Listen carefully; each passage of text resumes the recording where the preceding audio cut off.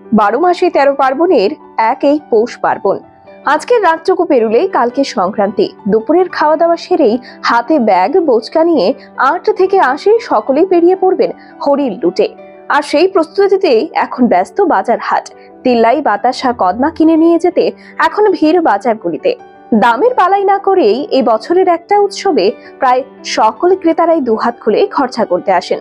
তবে সংক্রান্তির আগের রাতে পিকনিক উপভোগ করতে মাংসের চাহিদা তো থাকবেই। তবে হাঁসের মাংসের চাহিদা তেমন নেই এই বছর। 800 টাকা প্রতি কেজিতে বিক্রি হলেও ক্রেতাদের তেমন আনাগোনা নেই হাঁসের দোকানে।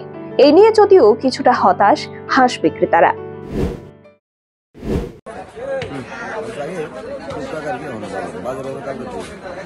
রেট কেমন? রেট তোমার 700, 800, 650 মালদা এই দাম বেশি।